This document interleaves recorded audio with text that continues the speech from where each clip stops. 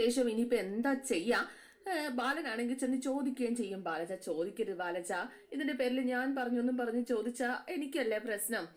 എന്റെ മോൾക്ക് ഞാൻ ഉറപ്പ് തരാം, ബാലച്ചൻ മോൾക്കൊരു കുഴപ്പം ഉണ്ടാക്കത്തില്ല. ഇതിന്റെ പേരിൽ മോൾക്കൊരു കുഴപ്പം അവിടെ ഉണ്ടാവില്ല. ബാലച്ചൻ നോക്കിക്കോളാം കേട്ടോ.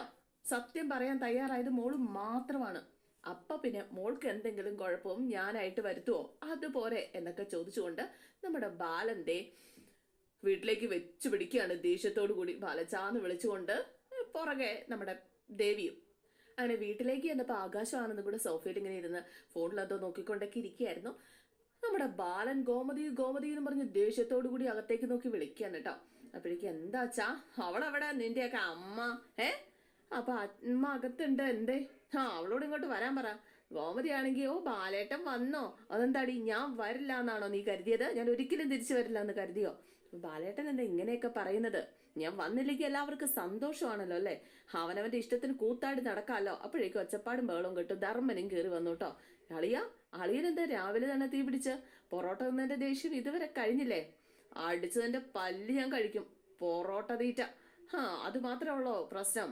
അപ്പോഴേക്കും ആര്യം വന്നു കേട്ടോ. ദേ ഒരുത്തൻ അവന്റെ തോന്നിവാസത്തിന് നടന്ന് കുടുംബം മുടിച്ചു. ബാക്കിയുള്ളവരും കൂടെ തന്നിഷ്ടത്തിന് നടക്കാണ്. ബാലേട്ട എന്തിനാ ദേഷ്യപ്പെടുന്നത്? എന്താ കാര്യം എന്ന് പറഞ്ഞാലല്ലേ ബാക്കിയുള്ളവർക്ക് മനസ്സിലാവുള്ളൂ. അപ്പൊ മിത്രയും മീനാക്ഷിയും അടുക്കളയിൽ നിന്ന് വന്നു. നമ്മുടെ ദേവി പുറത്ത് ഓടി, ബാലന് പുറകെ ഓടിയതാണ്. പക്ഷെ ഇപ്പോഴാണ് പുള്ളിക്കാരി എത്തിയത് കേട്ടോ. മീനാക്ഷിയും മിത്ര ഇങ്ങോട്ട് വാ എന്ന് പറഞ്ഞു. അങ്ങനെ പേടിച്ച് മീനാക്ഷിയും മിത്രയും കൂടെ വരിക. എന്താ കാര്യം എന്ന് മനസ്സിലായില്ല. രണ്ടും കൂടെ ഒറ്റക്കെട്ടായി നിന്ന് മനുഷ്യനെ നാണം കെടുത്താൻ കരുതിക്കുട്ടി ഇറങ്ങിയിരിക്കുകയാണല്ലേ എന്നൊക്കെ ചോദിച്ചുകൊണ്ട് മീനാക്ഷിയോടും മിത്രയോടും. ബാലേട്ട എന്താ ഇങ്ങനെ ചോദിക്കുന്നത്? അയ്യോ നിനക്കൊന്നും അറിയത്തില്ല അല്ലേ?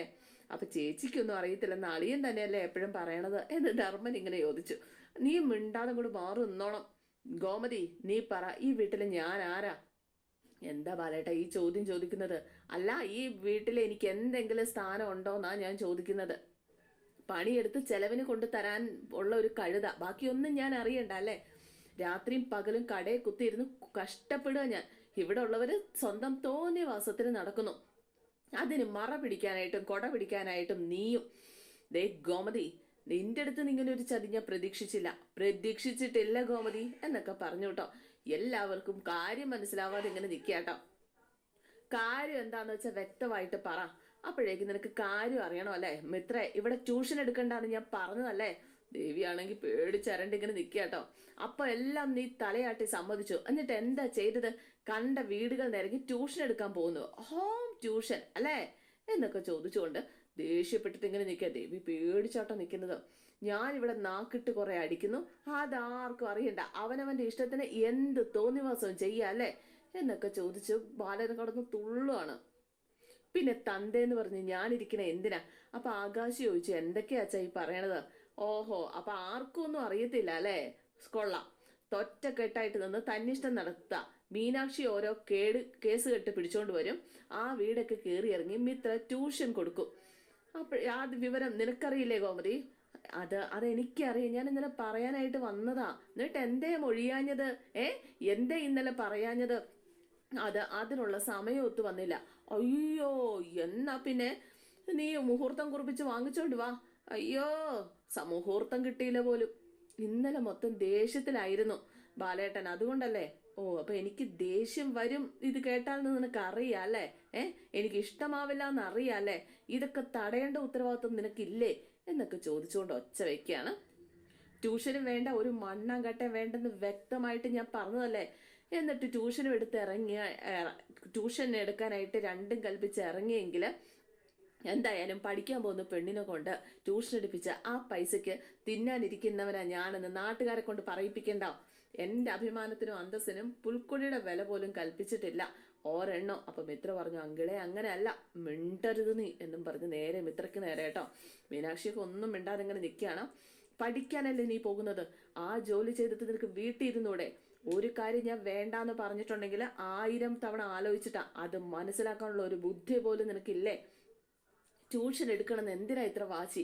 ഒരു വിലയില്ലെന്നാണോ എനിക്ക്? അപ്പൊ അങ്കിള് പറയുന്നത് നിഷേധിക്കണം എന്നൊരു അർത്ഥത്തിലല്ല. പിന്നെ നീ അർത്ഥമാക്കുന്നത് എന്താ? നീ ചെയ്യുന്നതിന്റെയൊക്കെ അർത്ഥം എന്താ? നല്ലത് പറഞ്ഞു തന്നാ കേൾക്കില്ലെന്നാണോ? അപ്പോഴേക്കും മീനാക്ഷി പറഞ്ഞു അച്ഛാ, അത് ഏ എനിക്കറിയില്ലെന്നോ മനസ്സിലായില്ലെന്നോ നീ വിചാരിക്കരുത്. നീ ഒറ്റയൊരുത്തിയ ഈ വീട്ടിലെ എല്ലാ പ്രശ്നങ്ങൾക്കും കാരണം. നീ ഒറ്റയൊരുത്തി മീനാക്ഷി. നീ കാരണമാണ് ഈ വീട്ടിൽ ഇത്രയധികം പ്രശ്നങ്ങൾ ഉണ്ടാകുന്നത്. മിത്ര പഠിക്കുന്നതെന്ന് നിനക്ക് അറിയാഞ്ഞിട്ടാണോ നീ അവളെ പിരികേറ്റി ട്യൂഷൻ എടുക്കാനായിട്ട് സൗകര്യം ഉണ്ടാക്കി കൊടുത്തത്? നിനക്ക് അതിന്റെ ആവശ്യം എന്താണ്? നിനക്ക് നിന്റെ കാര്യം നോക്കിയാൽ പോരെ? എന്തായാലും മീനാക്ഷിക്ക് ഞെട്ടി ഇങ്ങനെ നിൽക്കുക. എന്തെങ്കിലും ഒരു കുഴപ്പം ഉണ്ടാക്കിയാലേ നിനക്ക് സമാധാനമാവുള്ളൂ. ഈ വീട്ടില് മിത്ര നിനക്ക് ഇളയതല്ലേ? എന്തെങ്കിലും പോഴത്തരം പറഞ്ഞാലും നീ തിരുത്തി കൊടുക്കേണ്ടതല്ലേ? മീനാക്ഷിയുടെ കണ്ണൊക്കെ അങ്ങ് നിറഞ്ഞു വരികയാണ്. അതിന് പകരം സകല കൊള്ളരുതായ്മയ്ക്കും അവൾ കൂട്ടുനിൽക്കുന്നു. നീയാ എല്ലാരെയും ഇളക്കി വിടുന്നത്, അതെനിക്കറിയാം. അപ്പം മീനാക്ഷി പറഞ്ഞു, ഞാൻ ആരെ ഇളക്കി വിട്ടിട്ടില്ല. പിന്നെ ഇവിടെ എല്ലാവരും ഞാൻ പറയുന്നത് കേട്ടും അനുസരിച്ചും ജീവിച്ചതാണ്. നീ വലതുകാലി വെച്ച് കേറിയ പിന്നെയാണ് ഈ വീട്ടിലെ നാശം തുടങ്ങിയത്. ഇതേ സകല നാശത്തിനും കാരണക്കാരി നീ ഒറ്റ ഒരുത്തിയ. ഇത് കേട്ടോ എല്ലാവരും പേടിച്ചു കേട്ടോ. പേടിക്ക് എല്ലാവരും ഞെട്ടി ഇങ്ങനെ നിൽക്കുക. ഇവിടെ എല്ലാ കുഴപ്പങ്ങളുടെയും ആണ് നീയാ, നീ മാത്രം.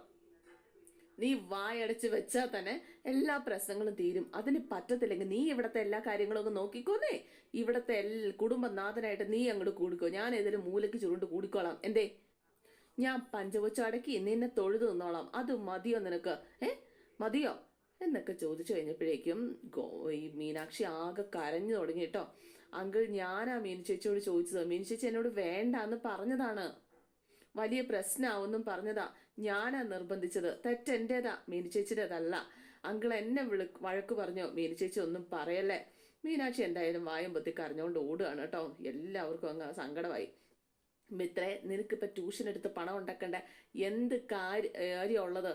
ആവശ്യത്തിനും അനാവശ്യത്തിനും ഓവർ ടൈം ചെയ്തും ഇവൻ ഉണ്ടാക്കുന്നുണ്ടല്ലോ നിനക്ക് വേണ്ടിയിട്ട് പണം. അപ്പൊ ധർമ്മൻ പറഞ്ഞു, ഇത് ഒരു ട്യൂഷൻ എടുക്കുന്നതല്ലേ ഉള്ളൂ, അല്ലാണ്ട് കൊലപാതകമൊന്നും അല്ലല്ലോ. എന്നെ ഭ്രാന്ത് പിടിക്കാതെ ഇറങ്ങിപ്പോടാ, താലയടിച്ച് പൊട്ടിക്കും ഞാൻ. എന്നോടൊരു വാക്ക് ചോദിക്കാതെ കല്യാണം കഴിച്ചു വന്നത് ഞാൻ ക്ഷമിച്ചു. അതുകൊണ്ട് എന്ത് തോന്നിയ ദിവസം കാണിക്കാന്ന് വിചാരിച്ചാൽ അത് നടക്കത്തില്ല. മിത്രേ, ട്യൂഷൻ എടുത്ത് മറിക്കാന്നുള്ള ചിന്ത അങ്ങോട്ട് കളഞ്ഞേരെ, അത് നടക്കത്തില്ല. ഗോമതി, മീനാക്ഷിയോടും പറഞ്ഞേരെ, ആവശ്യമില്ലാത്ത കാര്യത്തിൽ ഇടപെട്ട് ഈ കുടുംബത്തിന്റെ സ്വൈര്യം നശിപ്പിക്കരുതെന്ന്, കേട്ടല്ലോ എന്നും പറഞ്ഞ് ബാലമുറിയിലേക്ക് അങ്ങോട്ട് കയറി പോവാട്ടോ. എന്തായാലും ആകാശ് നേരെ മീനാക്ഷിക്ക് അരികിലേക്കാണ് പോയത്. മീനാക്ഷിയാണ് ഇരുന്ന് കരച്ചിലാണ് കേട്ടോ. അകത്ത് ഒട്ടിപ്പൊട്ടി കരയാണ്. മീനു, കരയല്ലേ മീനു? അതെ, അച്ഛൻ എന്തിന് ഇങ്ങനെയൊക്കെ എന്നോട് പറഞ്ഞത്? എങ്ങനെയാ എന്നോട് പറയാൻ തോന്നിയത്? കരയല്ലേ മീനു? ഈ വീട്ടിൽ ഇതുവരെ എന്തൊക്കെ പ്രശ്നങ്ങൾ വന്നു, എനിക്ക് പറ്റുന്നത് പോലെയൊക്കെ അതിന് തടയാനല്ലേ ഞാൻ ശ്രമിച്ചിട്ടുള്ളൂ. അവസാനം ഞാനാണ് എല്ലാ പ്രശ്നത്തിനും ആണിയെന്ന് അച്ഛൻ എങ്ങനെ പറയാൻ തോന്നി? അപ്പൊ അച്ഛൻ പറഞ്ഞത് തെറ്റാന്ന് അറിയാം മീനു. മിത്ര എന്നോടൊരു സഹായം ചോദിച്ചു, അത് തെറ്റാണെന്ന് എനിക്ക് തോന്നിയില്ല, ന്യായമായിട്ട് തന്നെയാണ് തോന്നിയത്. അതുകൊണ്ടാണ് അവളെ സഹായിച്ചത് എന്ന് മീനാക്ഷി പറയാണ്. അച്ഛൻ അറിയാതെ വേണമെന്ന് ചിന്തിച്ചിട്ടൊന്നും ഉണ്ടായിരുന്നില്ല. ഇന്ന് പറയാം, നാളെ പറയാം, കറക്റ്റ് സമയം വരുമ്പോൾ പറയാം, അങ്ങനെ വിചാരിച്ചോളൂ. ഇന്നലെ അച്ഛൻ നല്ല ദേഷ്യത്തിലായിരുന്നു. ടെറസിൽ വെച്ച് സംസാരിച്ചത് അതിലും വലിയ ദേഷ്യത്തിലാ. അതുകൊണ്ടാ പറയാൻ പറ്റാതെ പോയത്. രാവിലെ പറയാന്ന് വിചാരിച്ചിരുന്നതാ. അതിനിടയ്ക്ക് എങ്ങനെയാ അച്ഛൻ ഈ വിവരം അറിഞ്ഞതെന്ന് പോലും അറിയാൻ പാടില്ല. എന്തെല്ലാം എന്നെ പറഞ്ഞത്, എന്തെല്ലാം വഴക്ക് പറഞ്ഞോട്ടെ, പക്ഷേ ഈ കുടുംബം നശിപ്പിക്കാൻ ഞാനാണ് നോക്കുന്നത് എന്നൊക്കെ പറഞ്ഞത് എന്തിനാ? ഈ വീട്ടിലെല്ലാവരുടെയും നന്മയല്ലേ ഞാൻ ആഗ്രഹിച്ചിട്ടുള്ളൂ. ഇതെന്റെ കുടുംബമായിട്ടല്ലേ ഞാൻ കണ്ടിട്ടുള്ളൂ. എൻ്റെ സ്വന്തം കുടുംബത്തെ ഞാൻ എന്തിനാ നശിപ്പിക്കുന്നത്? ഇത് കേട്ടിട്ടും എനിക്ക് ദേഷ്യം വരുന്നത്. അച്ഛൻ എന്തിനാ ഇങ്ങനെയൊക്കെ ചോദിക്കുന്നതെന്ന് ചോദിക്കാൻ തോന്നിയതാ. എന്തെങ്കിലും പറഞ്ഞ അച്ഛൻ്റെ സ്വഭാവം നിനക്കറിയാലോ. ഞാൻ പറഞ്ഞില്ലേ, നീ കണ്ടിട്ടുള്ളതും അല്ലേ ഈ ദേഷ്യമൊക്കെ. അപ്പൊ എല്ലാവർക്കും ദേഷ്യം വരില്ലേ ആകാശ്? പക്ഷെ എത്ര ദേഷ്യമായാലും എന്ത് പറയണം എന്ത് പറയരുത് എന്നൊരു കാര്യമുണ്ട്. അച്ഛന് നമ്മുടെ കല്യാണം ഇഷ്ടമില്ലെന്നാണ് ഞാൻ വിചാരിച്ചത്. പക്ഷെ ഇപ്പൊ എന്നെ തന്നെ ഇഷ്ടമില്ലെന്നാണ് എനിക്ക് തോന്നുന്നത്. അതുകൊണ്ടാണ് ഇത്രയൊക്കെ പറഞ്ഞത്. ഈ വീട്ടിലെ എല്ലാ പ്രശ്നങ്ങൾക്കും ഞാൻ തന്നെയാ കാരണം എന്നല്ലേ പറഞ്ഞത് എന്ന് ചോദിച്ചുകൊണ്ട് മീനു കരച്ചിലാട്ടോ. മീനു, കരയില്ലേ മീനു, എനിക്കിത് താങ്ങാൻ പറ്റുന്നില്ല ആകാശ്. അച്ഛൻ വിചാരിക്കുന്ന പോലെയാണോ ആകാശം ഈ വീട്ടിലുള്ള ബാക്കിയുള്ളവരും വിചാരിക്കുന്നത്? ഞാനാണോ ഈ വീട് നശിപ്പിക്കുന്നത്? ഞാനാണോ ഇവിടുത്തെ എല്ലാ പ്രശ്നങ്ങൾക്കും കാരണം? അല്ല മീനു, ഒരിക്കലും അല്ല. സത്യമാണോ ആകാശ്? അല്ല, സത്യമായിട്ട് നീ അല്ല പ്രശ്നം. നീ എല്ലാവരോടും എത്രയും കെയറും സ്നേഹമുള്ള ആളാണെന്ന് എല്ലാവർക്കും അറിയാം. നീ ശരിക്കും നേരും നന്മയും ഒക്കെ ഉള്ളയാളാ. ഇവിടെ എത്രമാത്രം നീ അഡ്ജസ്റ്റ് ചെയ്യുന്നുണ്ടെന്ന് എനിക്ക് നന്നായിട്ട് അറിയാം. നീ എൻ്റെ ഭാര്യയായി ഈ വീട്ടിൻ്റെ മരുമകളൊക്കെ ആയത് അത് ഞങ്ങളുടെ പുണ്യമാണ്. അത് മനസ്സിലാക്കാതെ അച്ഛൻ എന്തൊക്കെയോ പറഞ്ഞു. അത് നീ മനസ്സിൽ വെക്കണ്ട. അച്ഛൻ പറഞ്ഞത് തെറ്റാണ്, ഒത്തിരി ഒത്തിരി തെറ്റ്. എന്തിനാ നിന്നെ ഇങ്ങനെ പറഞ്ഞതെന്ന് ഞാൻ ചോദിക്കാം.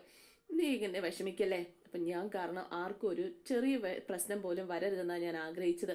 എന്നിട്ട് നിന്നെ എനിക്കറിയില്ലേ, അതുപോലെ നീ കരയല്ലേ കരയല്ലേ മീനു എന്ന് പറഞ്ഞുകൊണ്ട് ചേർത്ത് പിടിച്ച് സമാധാനിപ്പിക്കുക കേട്ടോ.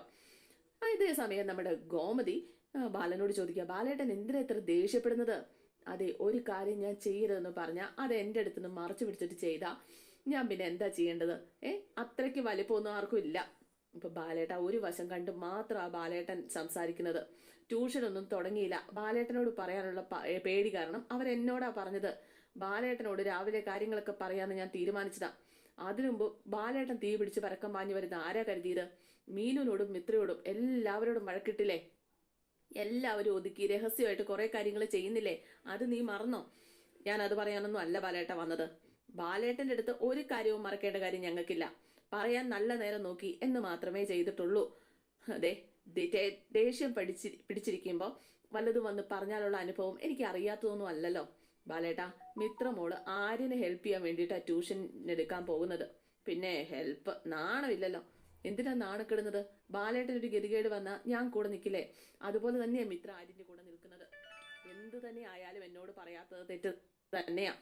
ശരി, തെറ്റ് തന്നെയാ. പക്ഷെ ബാലേട്ടൻ ചെയ്തത് ശരിയാണെന്ന് അതിനൊരു അർത്ഥമില്ല. ചുറ്റു നിൽക്കണ മനുഷ്യരെ മൊത്തം വായി തോന്നുന്നത് മുഴുവൻ പറയുക, മിത്രയെ ജോലിക്ക് വിടാതിരിക്കുക, ഇതൊക്കെ വലിയ തെറ്റ് തന്നെയാ ബാലേട്ട, വലിയ തെറ്റ്. പറഞ്ഞില്ല എന്ന് വേണ്ട.